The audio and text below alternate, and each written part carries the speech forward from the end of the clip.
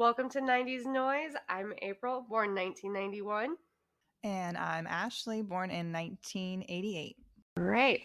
So, this episode, we are talking about music from 1991. Oh crap, I forgot. Oh, I forgot. No, I was gonna say something. Now I completely blanked on what the line is. Oh my god, I'm so dumb. Okay. I was gonna say, hey April, you down with OPP? What am I supposed to say next? I thought you remembered the lyrics. Why does it sound familiar? So PP. Oh my gosh. You down with OPP? Ah, okay. Honestly, I see. My thing is looking at some of these songs and everything that were big in 1991.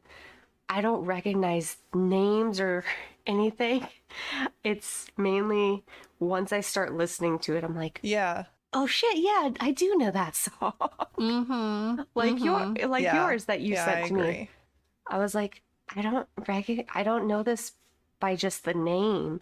And then I started listening to it, I was like, do know that song. I do. Now you know it. Yeah. Yeah. That's why I sent that, because I'm like, I know she has to know this song, but even myself, I was at first like, wait, what is this? Yeah. So, yeah. Yeah, because like I started listening to the music, and it's for Finally by CC, how do you say the last name? Peniston, Peniston? probably? Okay, CC Peniston. We're gonna go with that.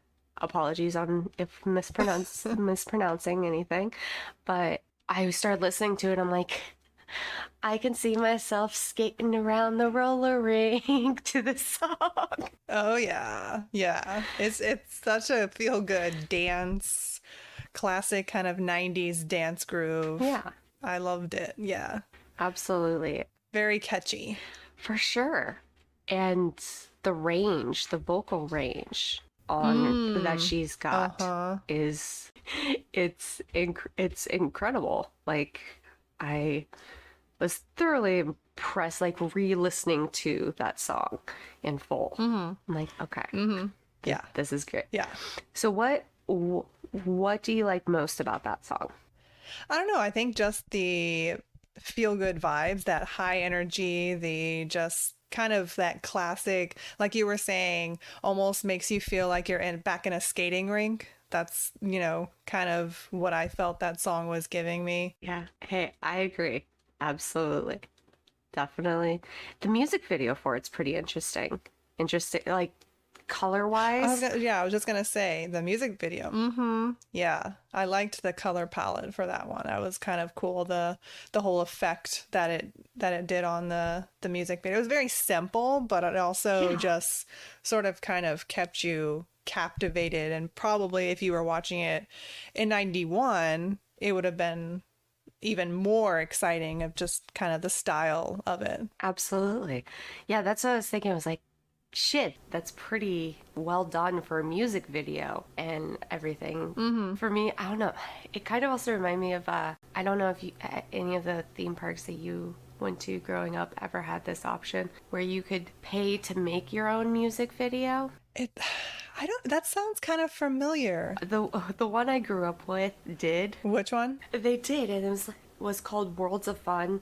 It's still there. They had like a little section where you'd stand in front of a green screen and make a music video kind of thing. I don't know, maybe this one kind of reminded me a little bit of that, just maybe with the different colors and the transitions and everything. No, I definitely enjoyed that music video for sure. Yeah, it was cool. Kind of takes you back. I feel like it's very reminiscent of the early 90s. It's you know exactly kind of what time era you're in when you put that video on. Yeah, for sure. Now I'm going to transition it into yours, and we're going to be going from high dance fun energy to, oh my God, April, you make me want to bawl my tears out re-listening to this song. Oh my gosh. It gets me every time. I know it does. It gets me too. I didn't realize that that was from 1991. Yeah. And that was actually the number one hit, I believe, for the number one For a lot of weeks. Billboard's top Hot 100 single for 1991. That was number one. Wait, what was number one? Tell everybody what we're talking about. Everything I do it for you by Bryan Adams. Oh, swoon. Absolutely. Absolutely love Bryan Adams. Mm-hmm. His voice is just so soothing, I guess is a good word for it. It is. It's very emotionally raw too. Yeah. Like you can just hear. I listened to a live version of this song that he did because I wanted to kind of see if he put that same emotion as on the track, and he does. Like it's so good sounding live. I would love to see him in concert. He is one of my must-sees. We talked a couple weeks ago about Josh Groban being on our list. Right. Mm-hmm. Bryan Adams is definitely on that list. I've had 3 artists that I've wanted to see since, God, I can remember. Since 1993, actually, and we'll get to that when we get to that year. Okay. But it's Bryan Adams, Sting, and Rod Stewart. And Okay. I got to see Sting a few years ago, but when we were back in Kansas City, I just happened to luck into that. Mm-hmm. Bryan Adams is definitely him and Rod Stewart, and I'll make my trio that I've wanted to see. So, how do you think you found out about this song? I think probably from my mom listening, because she is a big Bryan Adams fan also. And then I don't know if she maybe had it on cassette, and she'd always listen to music while doing the dishes. And I think I just remember that being one of them. And then proceeding to going to skate rinks. That was always a couples dance, like a couple skate. Yeah. And then throughout like junior high dances, high school dances, you at least heard it once a year at one of those dances. And I just always loved it. Always struck a chord with me. And like I said, very, very raw emotion on that. Yeah, it's a very classic love ballad for sure. It's I don't know. I love that song, and I love the lyrics and the meaning behind it, and it definitely gets me because I personally have felt like I've had a love where, you would die for them, you do anything for them, like that type of feeling. And I mean, everybody wants that. So him sort of putting that out there is just, I don't know. I mean, even today, it is not a song where I feel like is dated at all. It still hits the same today. Absolutely. Like I could see that still being played in all areas. And if radios still did like slower songs, they don't play slower songs much anymore. But if they did, that would be blowing up still. I'd see that being still requested constantly. Yeah. Did you see the Robin Hood movie? Which one? Back in 91? Didn't you see that? The one that came out in 91? Whatever that one was. I didn't see it personally. I just am asking in relation to the song. Wasn't this like the credits for it? Yeah, that's like the main whatever the theme is for the movie. It's kind of like that. It was written specifically for that. This is not a Bryan Adams song that he just wrote for himself. Like, he wrote this specifically for the movie, which is even crazier. Yeah, so that is, and this is the one with Kevin Costner as Robin of Locksley. And rest in peace, Alan Rickman was the sheriff of Nottingham in that one. Yes, I do remember watching that.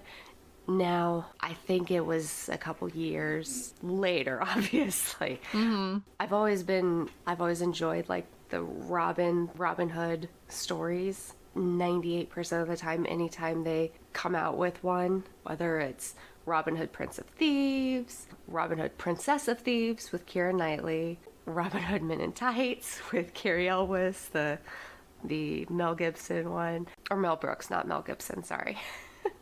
I usually always watch it, and so to know that that was the theme for that movie, and it to blow up the way it did is unheard of. Right. Yeah.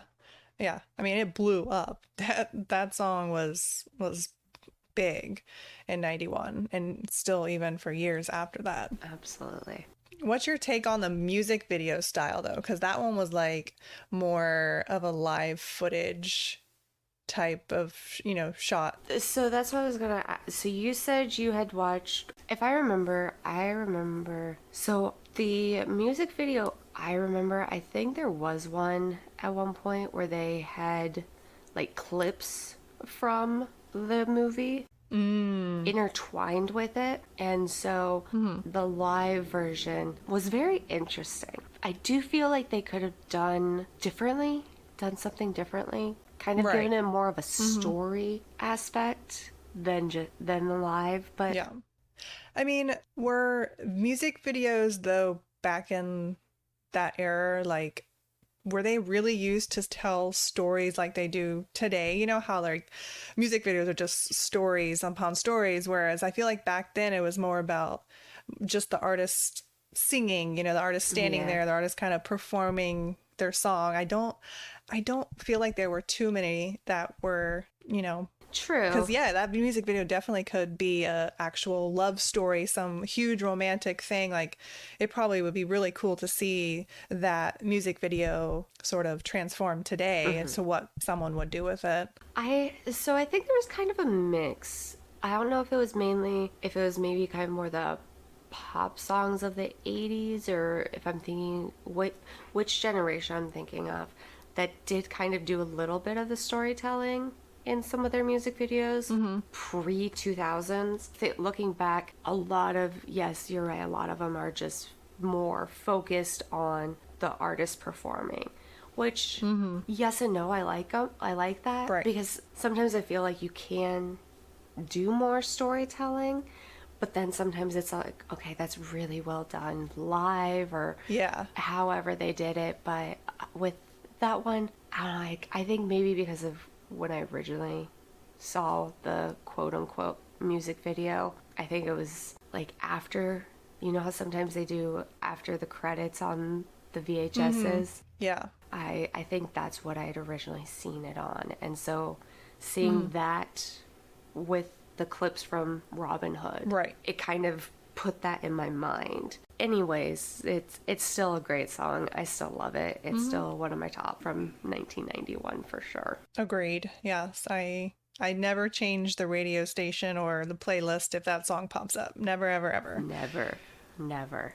And if you do, something is wrong with you people, because you should not be skipping Bryan Adams. He is very talented. If you do, those are probably the people that don't like animals. So Oh my God, I don't like you. now, out of curiosity, Ashley, I'm gonna throw a little curveball for you here.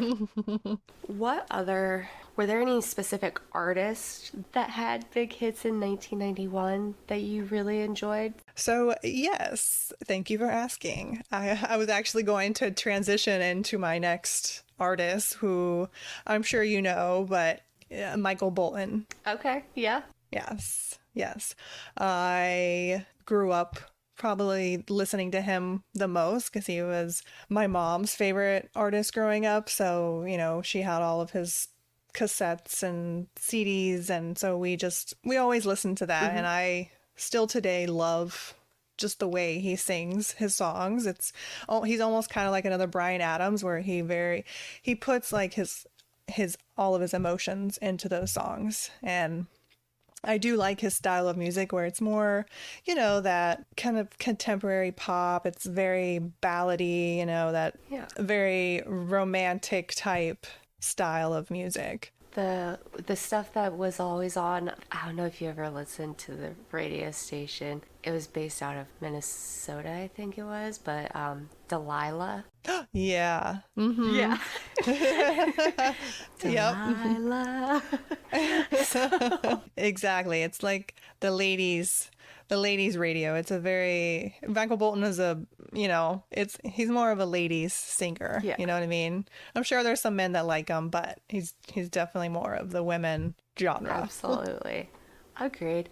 I'll be honest, I know his songs, but I couldn't pull one out of my ass right now to save my life. He just, I don't know if maybe my mom just didn't care for him, or if maybe she just didn't, if he was maybe one of her favorites or something. But I don't Right. think we had a lot of Michael Bolton playing when I was growing up.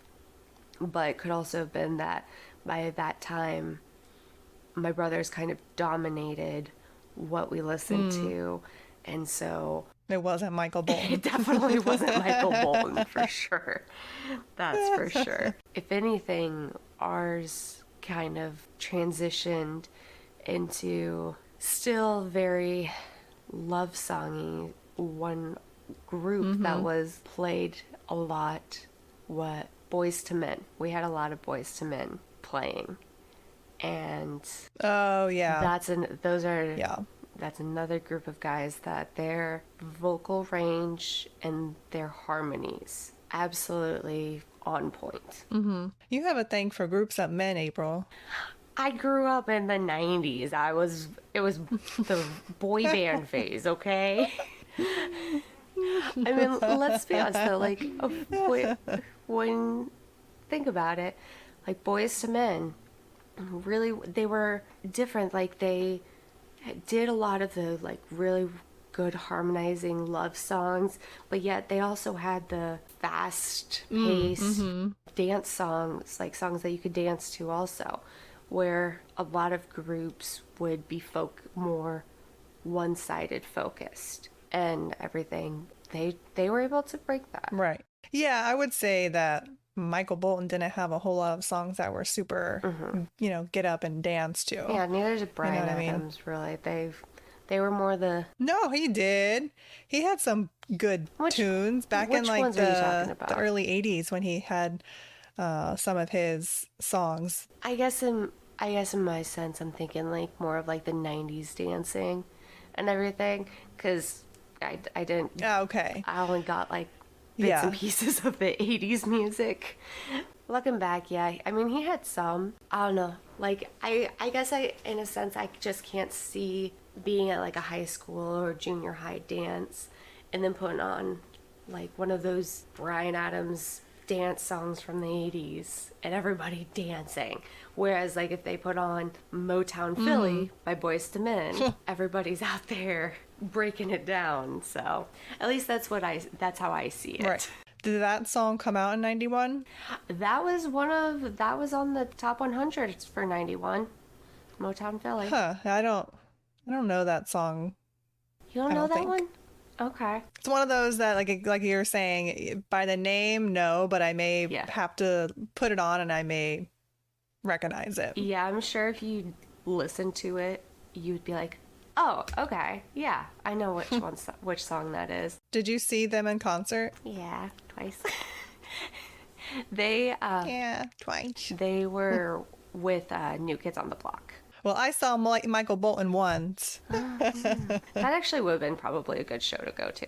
Michael Bolton. Yeah, I went with my mom, and it was a cool crowd. It wasn't like a huge arena type tour. He was just touring at some of those smaller, venues. So it was more of like an intimate experience, and I actually really enjoyed it because we weren't too far from the stage, so we could really get to see him, up close. And I mean, he was jamming out. He was having a great time, like because he has like his whole orchestra basically behind him. So many different people on the instruments, and nice. That was only like 3-4 years ago that I saw him.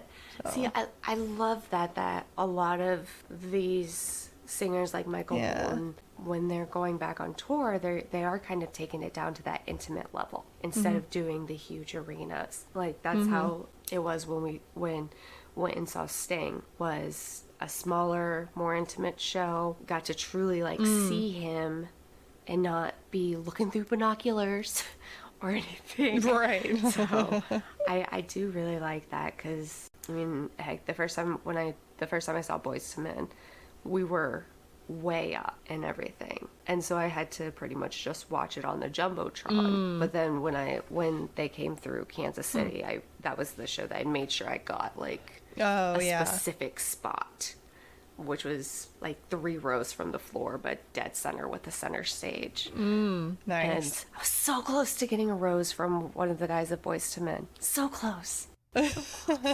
Oh. What? So I was just looking at this list Yeah. for like the top 100s from 1991. I have to ask, did you ever listen to REM's Losing My Religion? I've heard of it. I've heard it. Obviously, it's kind of a classic from that time era. Yeah. I don't know if I would say I love the song, but it's one that I would probably skip if Understand. it came on. Sometimes like it's like one of those songs where I have to be in the mood for it. You know what I mean? Like you have to really want to get into it and enjoy it while you're listening to it. I definitely understand that process. Kind of the same way myself. When I was looking through and I was like, oh, I didn't even realize that was that time frame. I think for some reason I was thinking it was like older. Yeah. My high school did like a little pop show type thing where people were able to do different songs. And I think my junior, senior years, a group of them did that song. And so that kind of like revamped it for me a little bit. Okay. What else is on the list? Anything? There's actually a lot of good ones, I think. We obviously have decent amount of Whitney Houston, Mariah Carey. Paula Abdul had a lot in 91. like her. Our girl Celine Dion had a... Oh yeah, because she was a part of Beauty and the Beast. Well, so this one was Where Does My Heart Beat Now? Oh. Trying to remember that song. I don't know that I really listened to a whole lot of early Celine stuff. Yeah. Like her later career, like once she was doing the Titanic and whatnot, I feel like I started listening to more of that, but I don't think I ever really, I don't really think I know her early music too well, besides Beauty and the Beast. Yeah. That is one of my mom's favorite singers of all time. And so that was somebody who she's loved and constantly listened to. Her and Gloria Estefan are two big female vocalists that my mom would listen to. Absolutely. And she puts on a good show. Celine, Oh, I'm sure. I did get to see her. Oh God. It was right after she stopped one of her Vegas residencies. She was back on tour, had to postpone for like 3 months because she had gotten sick. And then when we got to the venue, our seats didn't exist because the venue had been being built when they were like releasing tickets. Oh, wow. And so they ended up, we got to be probably about 10, 15 rows from the floor. And she had a rectangle stage, like conveyor belts that were in like a rectangle. Really, really cool. So, do you remember the song by Seal, Crazy? Crazy by Seal. Give me just 1 second. It was played in the Devil Wears Prada movie. Okay, it sounds familiar. It does sound familiar. I would, without looking it up, I would never have. Right. Yeah. No, yeah. Because I saw it on one of the top charts. And so, I know Seal has some good stuff, but I didn't remember that one either. And then I listened to it and instantly I was like, wait, that's a song from Devil Wears Prada. Do you remember that movie? Did you watch that? Do you like that movie? I did. I watched it a couple of times, but it's been years since I've seen it. Okay. Yeah. That one just kind of brought me back to that movie. They pulled a song from like 91 for a 2007 movie or something like that. Hey, well, I mean, I think they used U2 in that movie too, which, that was I think the old. U2 kind of has still, yeah, okay. Like I said, it's been a little while since I've seen. Yeah, I think it's fitting. Yeah, I I understand. liked it. I thought it fit well with the scene that they chose for it. So Hey, that somebody on is their music team has good taste in not music.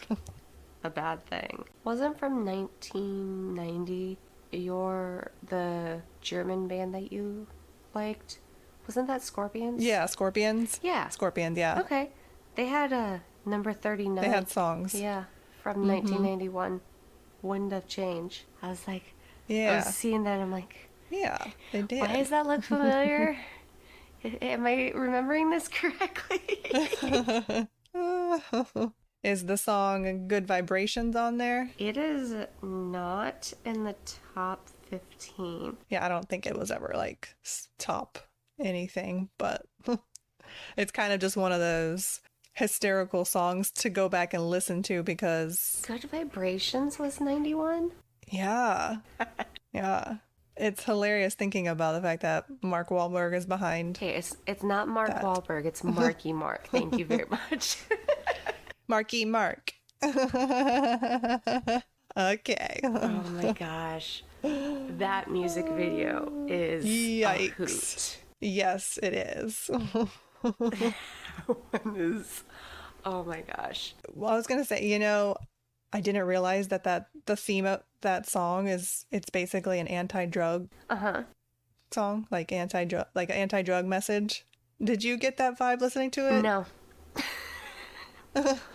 not at all. I think I was going a whole different direction with I was like, that. wait, huh? Okay. Nothing to do with drugs, but okay. Right, yeah. Yeah, exactly. Oh man. I wonder if that was like, I don't know. I wonder if that was maybe like a part of the like drug-free thing for kids or something, like maybe to throw that out. I mean, probably because we were talking about before with the whole DARE program, and it's like all those Yeah. anti-drug programs on TV. It just seemed like early 90s was really pushing that message on people. Gosh, early 90s into the mid to late 90s. You know, that's the thing. Like, once the turn of the millennia, I don't really ever recall seeing or being talked dare about. Yeah. Like, at all. I don't know. Maybe they just thought, oh, hey, we survived Y2K, so have fun, kids. Screw it. Yeah, that program's dead. Yeah. Oh, I'm curious as to know what went down on that forefront. We'll have to do some research later on that one. absolutely. What other songs you got over there? I just saw one that I was like, holy crap, that's on there? Where'd it go? I'm too sexy Oh my for my. Is that the one you're talking about? That was not what I was referring to, but you want to keep going. Go ahead, keep going. Shit. Oh my goodness. I'll pass on that. You don't want to hear that. Oh my gosh. It's kind of funny though, because I didn't realize, at least lately, that song's been sort of reused in some current songs with like Beyonce and Drake and Taylor Swift. They've all actually sampled that song, which is kind of weird and wild to think about, because I always listen to that song and think it's sort of just not really a song, it's just almost like somebody saying something. It doesn't really come across as like a song. So to think that people have listened to it and been able to incorporate it in a new way is kind of cool. Yeah. So there's been a lot of that lately. Actually, another one that I saw on here. Do you know? You probably don't know it by name, but the song's called Tom's Diner. Yes. Okay, yeah. I was going to talk about that last time we did the music, but Yeah. it was kind of pushed down on my list, so I didn't. But I'm glad you brought that up, because that song it's really cool. And I forgot when I started listening to it, I forgot that it was from that early 90s time period. Yeah. And there's been somebody had going down the rabbit hole of Instagram Instagram, where those of us in our 30s go to watch TikTok videos. uh, Somebody had pulled a few of these 90s songs that have been sampled lately, and Tom's Diner's one of them. I don't remember who it was that had sampled it, but I was like, wait a second. No, you can't. Don't touch that. Don't. Like, Yeah. no. But I like that song. I really do. Yeah. Yeah, I do too. Yeah, it's kind of got one of those beats at the beginning where those couple of notes play and you already know what's going to be coming up. I like that about that song. That's neat. I do too. And it's kind of like that one, I'll be honest. I think the... Now I've already started humming it in my head. Now I'm already... I know, me too. Da, da, da, da, da, da. But that one, again, the music video is very much just them singing and dancing kind of thing. Oh, is it? At least, I believe so. Yeah, I don't think I've ever watched that video. Yeah, they've got like a whole dance. Oh, is there? You know, like right before it's... Oh my gosh. That's one. That shit, man. I would have really... Like, you could really do a good story music video with that one. Like, it literally gives you the story. Yeah. Completely. Yeah. No, for sure. That would be... I wish that they would almost do like a new TV show or some competition thing and have people take old music videos and recreate them till now. Like, wouldn't that be cool? Oh my god. That would be fucking sweet. Come on, guys. This is an amazing concept. And make sure to credit me for the idea and hopefully I'll get some residuals. Absolutely. Absolutely. Fuck. Shit, dude. Damn.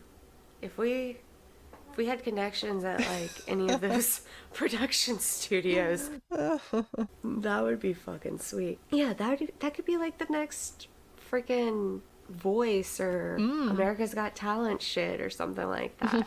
And then have them, like the artists who are still around and still willing, come and be the judge of the music video. Let's throw in Simon Cowell. Yeah. Throw in Simon Cowell there because Can you imagine? it's not a contest like that without Simon Cowell. Throw in somebody else, maybe like a director or something, and then throw in the artists that you're actually like... Oh yeah, kind of rotate out some artists from the 90s. Yeah, that would be fucking that sweet. Would be cool. Yeah. Because I'm sure that like at that point, I don't know how much creative direction the musicians had back then, or if it was just this is what you're gonna do, so do it kind of thing. Because I know like now a lot of artists do have a lot more input into, they've got more input to their music itself, and then in turn how they represent those songs, and so it's not as corporate run, I guess would be the sense, as it was back then. Right. It would be interesting, or like the person creating the music video, like talking to the artist and seeing what their concept would have been for that time, and then kind of going off of... Yeah, if they could change anything, what would it be? And like go after their concept, but like combine it with what they're... Yeah. That would be pretty fucking sweet. That would be so dope. I would watch that for sure. We'd have a whole nother podcast just on that alone. And honestly. Yes. Yeah. I mean, it's just like Michael Bolton. He was just on that show American Voice that they had not that long ago. So I thought that was really cool that they pulled someone like him from the 80s and 90s to represent one of the states. I don't know if what show was... I don't think you watched that show though. I don't think I've ever even heard of that show.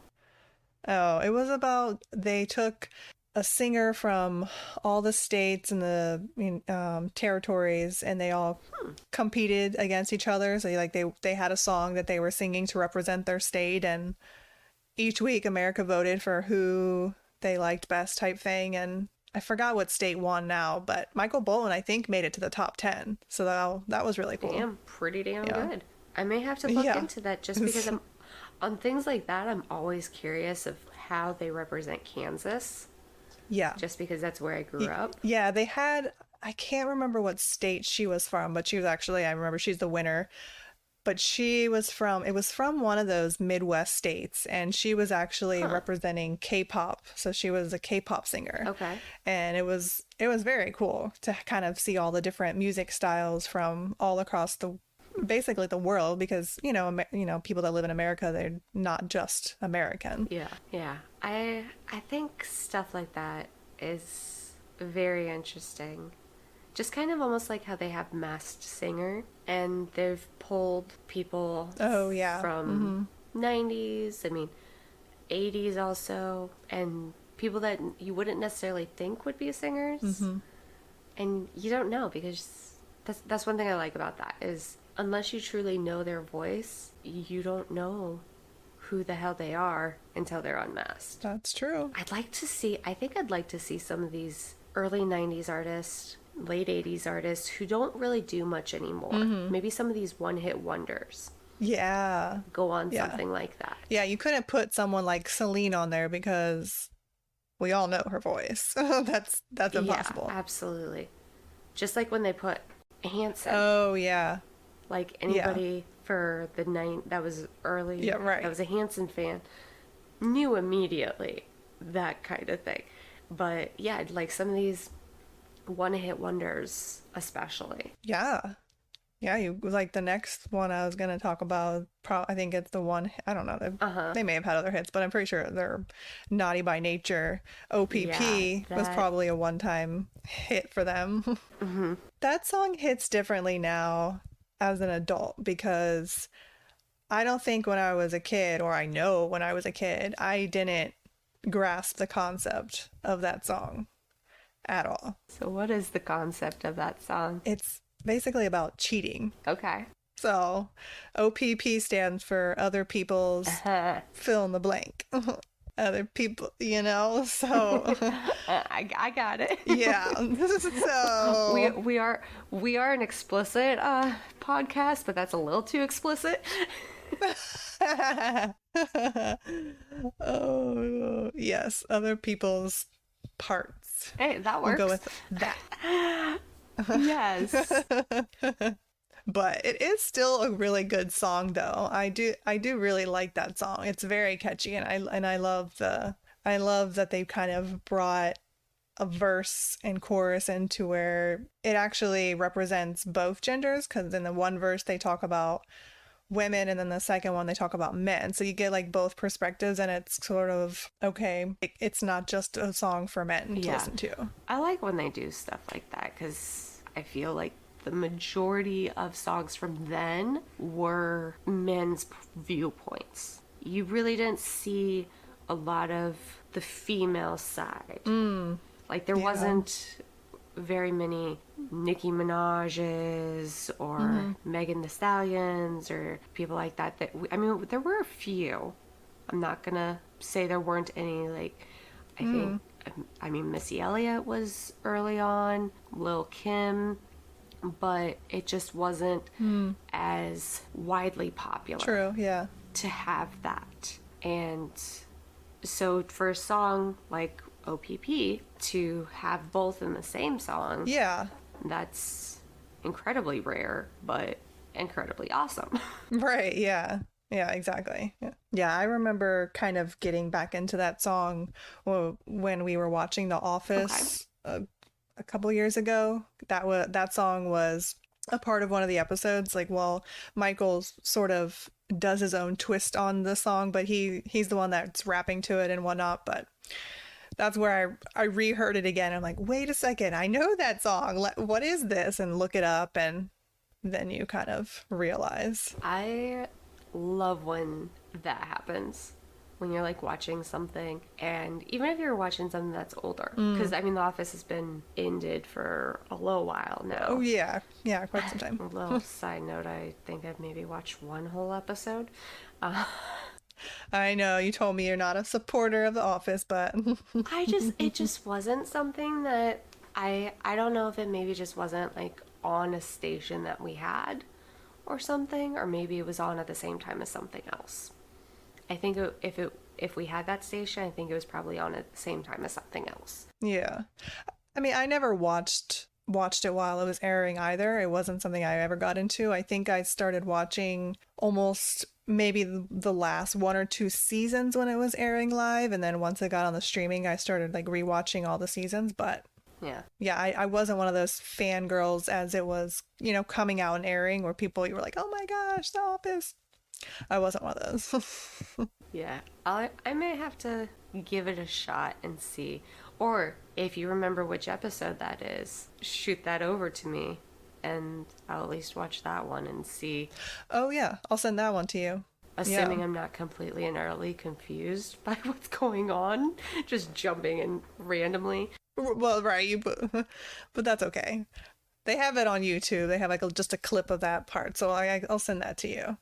Okay. But like I really like when that happens, when you're watching a show or something and it's a newer, when I say newer show, I mean like 2000s whatever. Right. But it references 90s or before, and then that kind of brings that back into memory. And you're like, oh shit, yeah. Okay, Right. yeah, I remember this. Yeah. Any other top songs of 91 that you have on the top of your brain? Let's just do one last little quick look and see. Okay, only one other one. It's actually right below OPP. So, Oh. Freedom 90 by George Michael. Ooh. Do you remember that song? Oh, I remember that song. I like George Michael. I like some of his stuff, but that song, like we were just talking about, more recent things referencing those old songs. Pitch Okay. Perfect, the third one. I didn't watch that one, I don't think. Anna Kendrick, her character sings Oh, okay. Freedom at the end. It's the big finale song and everything. You'll have to listen to George Michael's version and then listen to that version. Yeah, I'll pull it up. I like And Anna. I compare like it. her voice. I like them both. And then they had done like a thing with, I think it was The Voice, like the top 10 or something of The Voice. Okay. It was the girls from Pitch Perfect and them doing a remix of Freedom Ooh. and something else, which was also pretty damn cool. Like I said, definitely check out. I'd say listen to George Michael first and then Okay. Anna's. Yeah, I'll do that. Kind of compare. Like I said, I really like that song, and I remember sitting in the theater listening and watching and just being like, okay, this is really familiar, but why? And it took me a little while to figure out why. I think that was one that we would hear at the fireworks, the 4th of July fireworks display, because it kind of Yeah. it kind of builds a little bit. It's funny. There's actually a handful of them that are kind of Right. like that. Yeah. I think one of them we were talking about last music round was another one that they'd always play during, because they didn't always just do like 4th of July music. It was ones that had like good builds to it. Freedom's always had that. And you ever hear something or watch something and in like your mind's eye you're seeing something completely different that whatever Yeah. you're watching or listening to reminds you of? That's how it was for me when I was watching Oh my gosh. Pitch Perfect 3, listening to her sing it. It was like as a kid at the lake watching the fireworks display. And I'm like, what the hell? And then finally I figured out why, but That's crazy. I wonder if any other artists have covered that song. I'm sure. Yeah. I'd be surprised if they haven't. It kind of reminds me of, I was listening to all the different versions of Something There today from Beauty and the Beast. I don't know why. I just was like, oh, let me listen to some Beauty and the Beast songs. And so I'm like, oh, let me listen to all the versions and compare them. And I will have to say, don't hate me, but I don't like Emma's version of it. at all. Really? No, I don't. I don't She's blame you. too Britishy in it, and I don't know, it just doesn't feel Okay. right as Belle. You know, no, you know what I mean? All right, hold up. So Belle, who is French from Paris, who when who the Belle we grew up with wasn't French. Yeah, right. What we just watched, she wasn't French, but Emma, who at least is like on the same I continent know where you're going with this. as France, she may not be French exactly. You think she's too British? Oh my God. Dying here. I really. Oh, that's terrible of me to say. She's too Britishy. Well, Belle's too American-y. Ay, ay, ay. Yeah, I think we had it all wrong here in America. Oh man, that's too funny. I find that reason like I love it, but it cracks me up. Yeah. Oh, yeah. Now that I'm putting it together, I'm like, okay, that was stupid, Ashley. I love it though. I do. Because it honestly is like something that I would think too. In all honesty. Because that is some like how my brain would work too. Like, Like, what? oh my gosh, they don't really? Oh man. All right, pull up one more song on your phone to see if you remember it. But Right Here, Right Now by Jesus Jones. Now is it Jesus Jones or is it Jesus? Well, see, and I was going to say that. I'm like, I don't know. I think they're a British band, so Jesus doesn't really fit that, but I could be wrong. I understand. Oh my gosh, they're too British. They're too British. Anything? No, but I do find it interesting, and I did notice in the background, was that Reagan? Did they have like some video clips of like President Reagan? Oh, possibly. I mean, I know that this song was supposedly written about a lot of the political changes that were happening around that time with the Berlin Wall Yeah. and, the Cold War ending. So I think that song sort of represented all that, is from what I read. Yeah, so his voice sounds hella familiar. Honestly, that when I listen to that, it reminds me of kind of the sound and style of U2. Yeah, That's what I'm I could see thinking. that. What vibes you getting? I feel like, and it could be you two or it could be somebody else. Oh my gosh, shit. It's again one of those things where I can kind of see it in my mind, like where I've listened to a song that has that. And I think this is gonna sound funny, but I think it was another one that was used at the fireworks displays. Oh my This gosh. is gonna drive me crazy all night. You'll probably get a text from me at like 2 a.m. going, Oh no. here's the one that I'm thinking.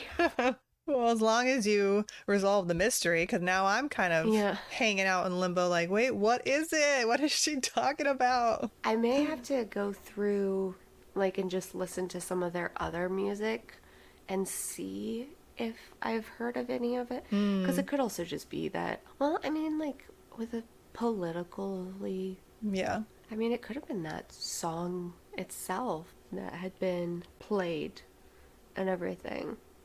Maybe like as precursor or something to the fireworks. So you bring up that point, and and maybe this will be the path that you're trying to go down or not, but you make a good point because this song was actually used for both Bill and Hillary Clinton's campaigns. Really? Yeah. Politics is one topic that we probably will not be discussing on 90s Noise. I'll tell you right now, unless it was from Bill's when I was younger, like seeing something from that, I guarantee you it was not from Hillary's Right. because, and this goes on both sides, not just one. I would not watch those, Right. period. Yeah. No. No, Yeah. I don't think anyone likes watching campaigns. no, no. Yeah. Yeah. So, like I said, unless it was from Bill's, because he was elected 96 or something? Yeah, I think Yeah, so. 96 he was in office, because Bush Jr. took in 2000. He won in 2000 and Right. went into office in 2001. Because, yeah, my kindergarten year, I think it was, kindergarten or first year, was when Bill was, because we mentioned it in class. Yeah. You know how they tried to do that, like, kids vote type of thing Oh, and yeah. everything. And honestly, I think the only reason in that sense, I picked Bill Clinton because I knew the name because of Mary Kay and Ashley's Huh, Our First that's Video. funny. Look, it's Bill Clinton from Mary Kay and Ashley Olsen. Yeah, which, yeah. That was you. And that was it. Like, that's the only reason I knew. That's really interesting. You know what is interesting? Like, what people used for their campaigns and where they went to. I mean, because you said Hillary used that song. Right. So were they just copying Bill's, or did she just really, her team really just liked that song and said, oh, this will be cool if we used his Yeah, and we use it on you as because I well? mean, I don't know. 1991, she ran in what, Yeah. 2016? 25 Almost. years. Yeah. But hey, but that's what I do like about a lot of these songs that we're going back on is, just from that, 25 years later, this song that probably a lot of people forgot about sort of got new life into it. And I just find that kind of cool how some of these songs really are able to keep doing that, keep sort of influencing new artists and being used in later movies and shows and Absolutely. that sort of thing. That's one thing that's great about music. On that note, you got any other songs? Nope, that is all. Be sure to like, subscribe, rate, review, and we will be back next week with another episode of 90s Noise.